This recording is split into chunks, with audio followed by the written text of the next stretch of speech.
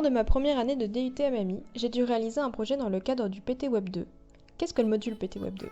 Comme on peut l'entendre dans son nom, c'est un projet en web durant le second semestre. Ce projet vise à mettre en pratique toutes les connaissances en web qu'on acquérit au cours de l'année, mais aussi les connaissances en informatique, en communication et en design.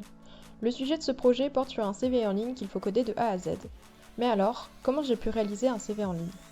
Première étape, réaliser son CV papier. Dans un premier temps, j'ai dû créer de toutes pièces mon CV papier. Avant de s'attaquer à une version en ligne, il faut prendre le temps de faire un CV papier qui reste la forme la plus utilisée lorsqu'on veut obtenir un poste. Pour cela, il faut savoir à quelle demande je dois répondre. Pour ma part, c'est la rédaction web qui m'intéresse. Et donc chercher des annonces et des compétences pour répondre au mieux au profil de ce métier. Ensuite, pour le mettre en forme, j'ai cherché un concept qui me plaisait. Puis j'ai assemblé les couleurs, les typographies, les formes qui me plaisaient. Après plusieurs heures de recherche et de travail, j'ai pu créer mon CV papier. Deuxième étape, le benchmarking. Pour passer du format papier au site en ligne, il faut trouver le bon angle à aborder pour se démarquer des autres. Et le meilleur moyen pour se démarquer, c'est de savoir ce que font les autres. C'est ce qu'on appelle le benchmarking.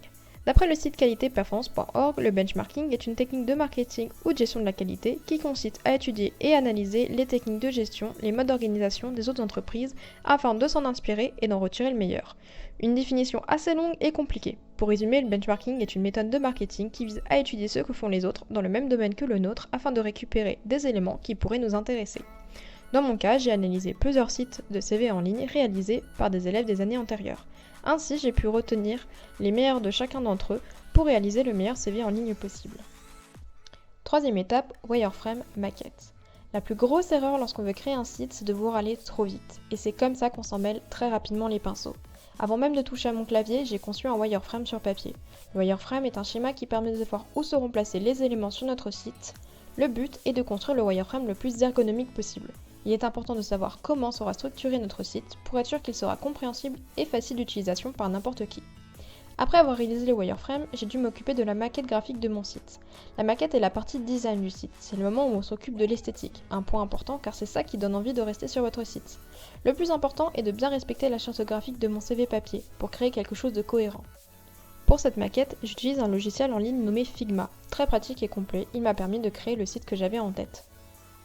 Quatrième étape, le code. La quatrième et dernière étape de la réalisation de nos projets a été le code. Pour cela, j'ai utilisé plusieurs langages. En premier lieu, j'ai codé toute ma page en HTML. Le HTML est un langage statique qui me permet de placer chaque élément que je veux voir apparaître dans mon CV en ligne. Texte, images, liens, etc. Pour ça, j'utilise différentes balises qui me permettent de structurer correctement ma page. Une fois le HTML fait, j'ai dû m'attaquer au CSS. Le CSS permet d'ajouter l'esthétique à mon site. Sans CSS, ma page ressemblerait à ça. Ce n'est pas très beau et on n'y comprend pas grand chose. Le but avec le CSS est de placer des éléments, changer la typo, la couleur, tout en suivant la maquette que j'ai réalisée précédemment. Une fois que j'ai obtenu le résultat attendu, j'utilise un dernier langage pour rendre mon site dynamique, le JavaScript. Pour utiliser le JS, j'ai utilisé ce qu'on appelle un script dans mon fichier HTML qui va me permettre d'utiliser différents plugins. Ainsi, je peux faire bouger certains éléments en scrollant sur ma page ou bien avoir des éléments actifs. Par exemple, quand je décide d'appuyer sur un élément de mon menu, celui-ci reste activé.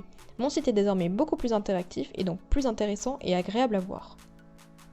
Comme vous avez pu le voir, le PT Web 2 est un module très complet et qui n'inclut pas seulement du web. Ce projet met en œuvre tout le processus pour pouvoir créer un site web. C'est donc armé de patience, de motivation et plusieurs jours de travail que j'ai pu réaliser mon CV en ligne de A à Z et conclure ce projet en PT Web 2.